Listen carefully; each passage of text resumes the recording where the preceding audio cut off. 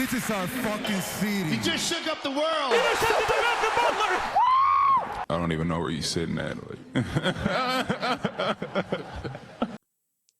Good evening, ladies and gentlemen. It's your boy, Roland Fonte here with Taking Dish Sports. Don't forget, we're not only the guys that watch these sports, but we analyze them. So today, we're actually going to be covering UFC 248, headlining Yoel Romero against Adesanya, Israel, the style bender Adesanya being undefeated. But before we get to the main card and the prelims, I want to give a shout out to a special fighter. He's actually fighting. He actually fought on this card. So I was very, very excited. His name is Payne Griffin. He's a really, really good dude. If you see, he signed it there. He has memorabilia. Just go on his page, Payne Griffin on Instagram, Twitter, and he's such a funny guy. He's an amazing fighter, an amazing person. So go check his gear out and go buy that. See you soon.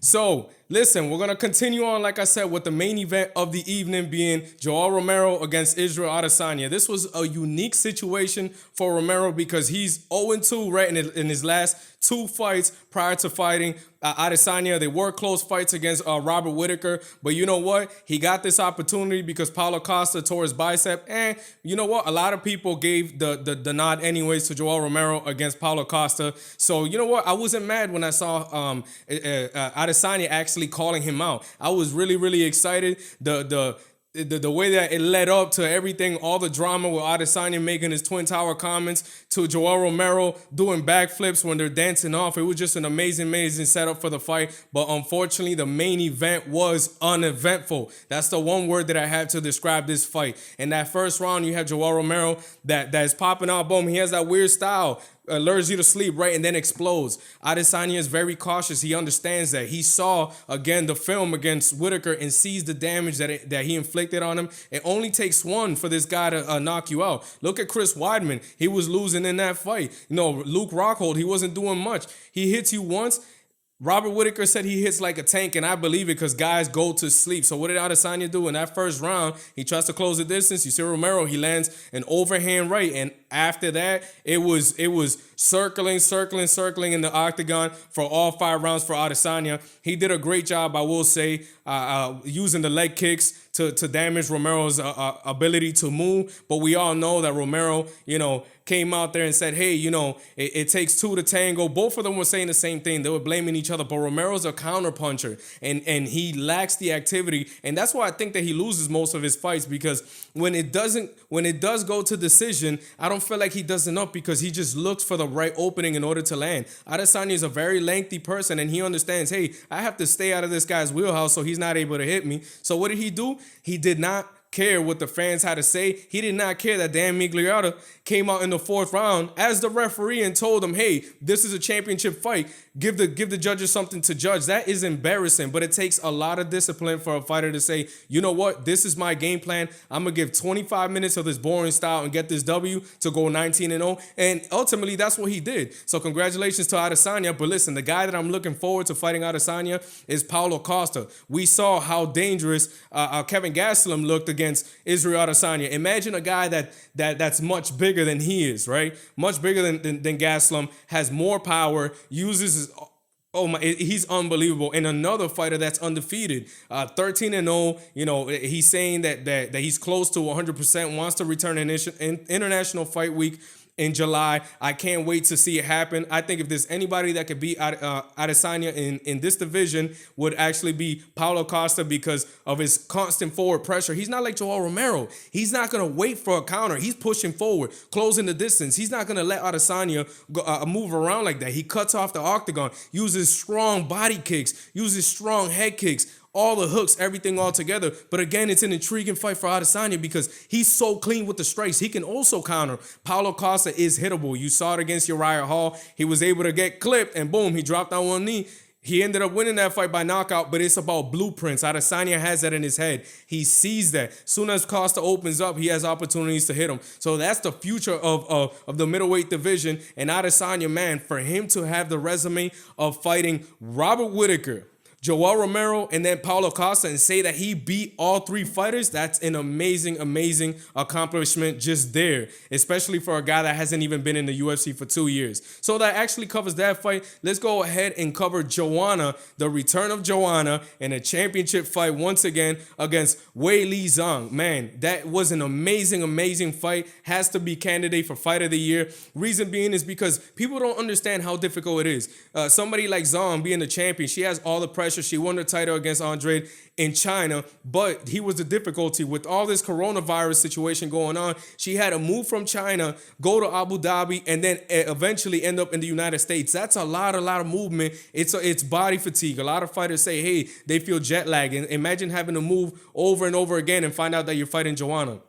Joanna struggled a lot making weight before at 115. She looked good on the scale. She had her tan going. Everything was just booming for this fighter. But in my opinion, honestly, I thought that Joanna was going to lose by TKO because I just thought that Weili's power was going to be too much for Joanna's constant pressure and output because she doesn't really have that one knockout shot. You know, it's more of landing strikes too much for her opponents. Eventually, she bloodies them up and ends up getting the victory. But this champion is strong. Her upper body is insane. Her core is insane. When I saw her kick in the bag, I was like, man, I don't think that Joanna's going to be able to handle this type of fighter, especially seeing her get knocked out against Rose Namajunas. That, you know what, it might have been in the past. Listen, Joanna proved me wrong in this fight. She came forward. She had all the leg kicks going. She looked fast. She looked like the champion that we once knew her as, the 115 champion in that strawweight division. Zhang, however, though, was landing that straight right down the pipe over and over and over again. And it was just a massive blur of amazing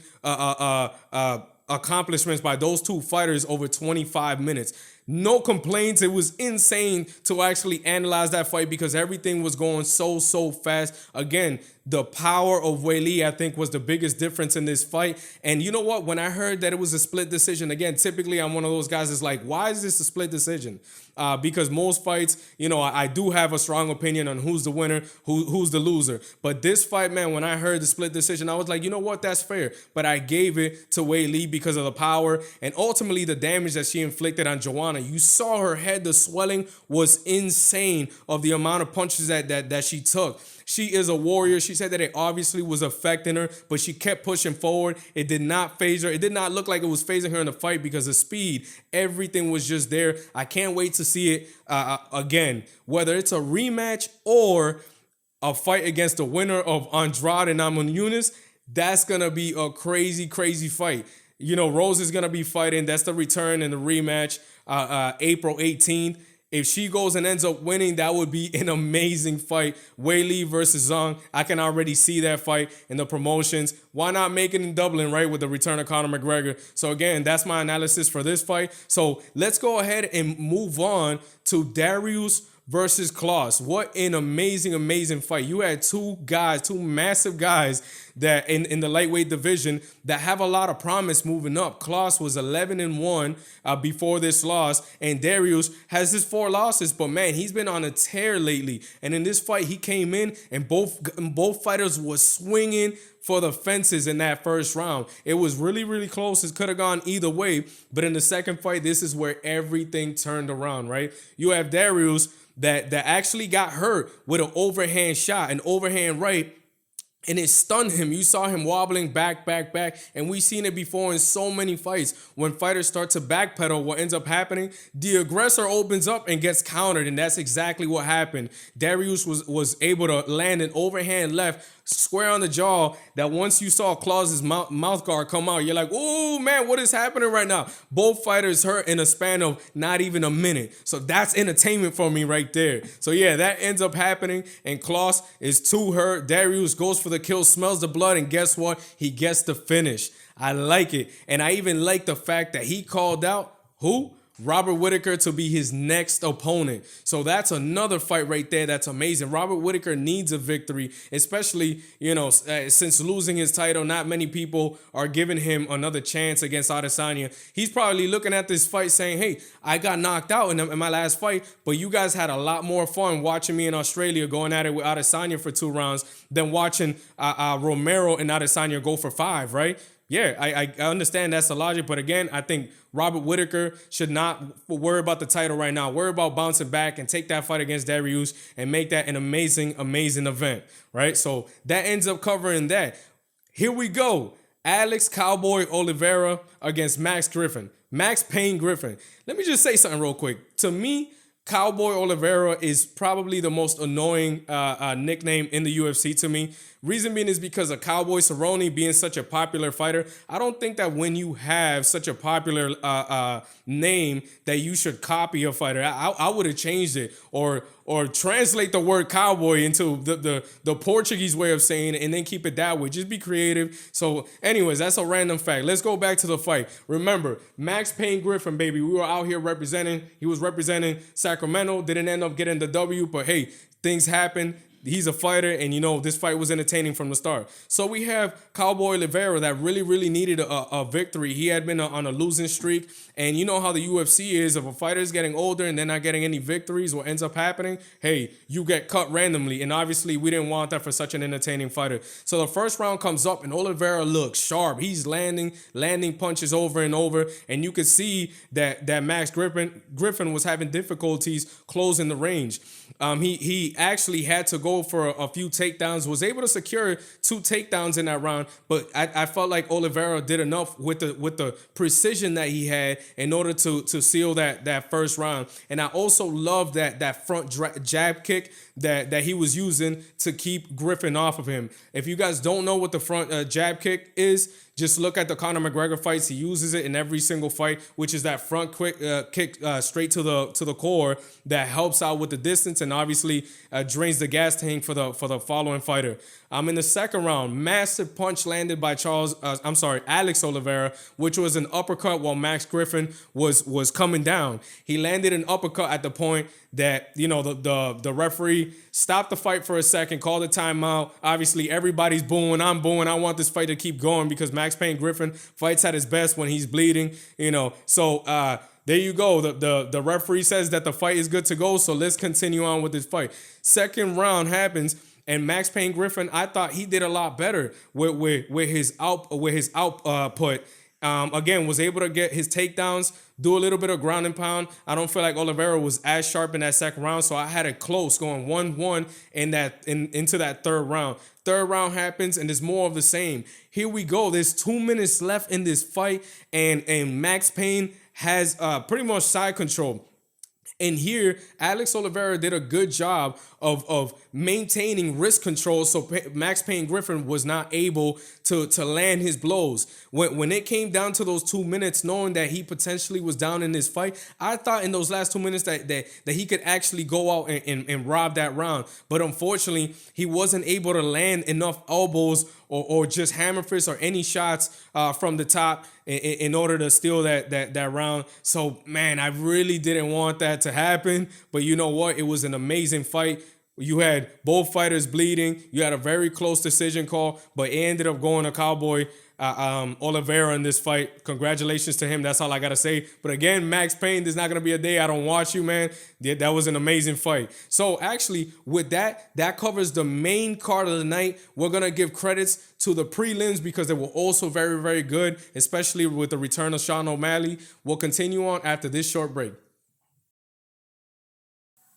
Hey guys, don't forget to like, comment, subscribe, and don't forget to hit that bell button for more notifications. So with that being said, we're going to continue on with UFC 248, but we're covering the prelim fights, and it starts off with the return of Sean O'Malley against Jose Quinones. Man, I thought this was the slam dunk of the night, to be honest. I thought it was really easy to pick Sean O'Malley because if you remembered him fighting 2 years ago before he got suspended for THC, come on, stay away from the weed, man. He was an amazing prospect coming up. He had that leg injury that stopped him, and he still was able to beat his opponents. I was really excited to see his return, and a very popular fighter for being somebody who's pretty much just a prospect in the UFC. It went just like I anticipated. You got Jose Quinones that's trying to flex his muscles.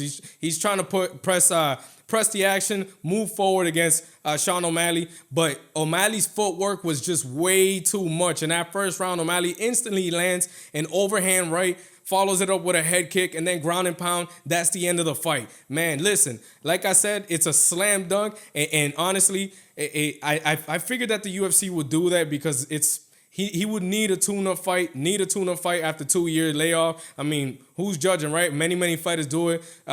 Technically, Conor McGregor just ended up doing it with Cabo Cerrone, even though he was ranked 5th in that lightweight division. But you know what happens? We're happy to see him come back. I think he could do really good in that bantamweight division. Now, you got guys like Jose Aldo that's at the top of that division. Sean O'Malley could do damage. You have, obviously, Henry, Triple C Cejudo in that division. So I think the sky's the limit for this kid that's 25 years old. Again, he's his worst enemy. If he stops smoking, if he stays clean, then he'll be great for the UFC, a great kid to promote. Everything will be great for this kid. So with that, we're going to move on to the Olympian, the 3-time Olympian. He's a Lomachenko of MMA. You have Mark Madsen coming back. He had an amazing last fight. He TKO'd his opponent in the first round. So I was really excited to see what the wrestler was going to do against Hubbard and his fight back, in the United States. So, he did really good in that first round. He had that Kurt Angle suplex from hell that was amazing, that only wrestlers could pull off. You could see how strong he is, how strong his back looked. He was able to secure that takedown and do enough, ground and pound to secure that first round. Second round was more the same. Hubbard wasn't able to do much. But then in that third round, this is where the fight kind of changed. No, it changed a lot. It showed that Mark Madsen has a lot to work on. His hand strikings are questionable. There was many opportunities that Hubbard could have landed on Madsen because he was keeping his hands down and wasn't really defending, and Hubbard was missing a lot of his shots that could have inflicted a lot more damage and possibly gotten a TKO victory. I thought it was inexcusable for the Olympian. Wrestlers go out there in the Olympics and do 3 rounds, 5 minutes. It's the same concept in the UFC. You have 3 rounds, 5 minutes. That's not a championship fight. And that's exactly what he went into and was not able to dominate those 3 rounds. Again, he could do really good in the UFC, but in order to really compete against the best of the best, he's going to have to improve his defense and obviously his striking, and the cardio, I think, will come with time. So that being said, we're gonna continue on and just move it real quickly to the next fight, which is Vieira. He had his fight, and man, when I saw Rodolfo Vieira against the Russian, I'm not even gonna try to pronounce his last name. A lot of letters, we'll just say that. Listen, I was like, man, Rodolfo looks crazy on that scale. These Brazilians, I don't know what they eat, man, but he came in there jacked. And I was a little bit concerned because, like I always say, what does muscle mass produce? A lot of lactic acid, so he better finish that fight quick, and that he did. First round comes up, and man, he got hit with a shot that I haven't heard much from the Vieira camp, but I think that he had an orbital bone fracture because of how bad the swelling was. There's no way that he was going to be able to see out of that left side if the fight continued past the round. Any overhand right, there's no way that he was going to be able to see. But listen, he was able to get his takedowns. He was able to get another takedown right after that in the first round, get his ground and pound, and eventually he was able to finish his opponent. And I thought it was a great victory. Once that fight finished, man, I was like, oh my God, that eye looks terrible. So again, thank God that Vieira was able to finish it in that first round, because outside of that, I think he would have had a lot of trouble, or the stupid, doctor stoppages that I don't think it would have been or deemed inappropriate if the doctor decided to stop the fight after that first round. So listen, moving on. The fight that I actually was really excited for as well. And listen, I'm excited for all of them, of course, fight fans, right? But listen, the stare down in the weigh-ins, it was amazing to see Meerschaert and Winn, go at it. Winn is so small, so short, 5'6", for the 185 division. I thought it was a terrible matchup. But again, Gerald Meerschaert, he's one of the most boring fighters I've ever watched, because he likes to pull guard. He likes to get his submissions. This is what we see from him in every fight. But in this fight, oh man, it was different. He was comfortable in there. He looked like Nate Diaz in there. Very slow but precise, not throwing everything in his punches. I thought it was really smart, because Winn, being that small, when you're punching upward, you're losing a lot of power. And Winn was putting everything in those shots, and he was able to catch Meerschaert a few times with the overhand right, but it wasn't enough. Meerschaert was smart. He stayed on the outside, like I said, like Nate Diaz, boom, was able to pick him apart, and eventually he was able to get him on the ground. In that third round, I honestly thought that Winn gave up on that fight. Because when somebody has you in a rear naked choke, you have to fight hands. You have to be able to fight hands. And Winn didn't do any of that. He kept his hands straight out, and it was more like a neck crank. He didn't get it underneath, but the pressure was enough. Again, no hand fighting, no nothing. He just stayed there. Eventually, he tapped, and that was the end of that fight. So I thought it was an amazing, amazing fight to start off that prelim card. That's too bad for Winn, because that's 2 losses in a row. But again, his body frame, it would be better if he was able to fight at 155, because with his wrestling background, he would do really, really good. We all know how wrestlers are in MMA. I think he would have done amazing. But again, for him to drop all that weight, you're talking about 30 pounds. It's not impossible. Look at Jared Cannonier, right? But I think in order for his UFC career to continue to be successful, he's going to have to drop the weight, because everybody's a monster in the 185 division. They're going to watch this fight, see the film. Hey, keep him on the outside. Sure, we'll keep the jab going. His head movement is not that good. He's hittable, which is all bad signings pointing to his career. So actually, guys, with that covers the prelims of UFC 248. I was really excited watching the fights. I hope you guys got excited watching this video, because I sure had a lot of fun covering tonight. Listen, don't forget, guys, we're not only guys that watch these sports, but we analyze them. Don't forget, with your boy here, Raul. Enjoy your night.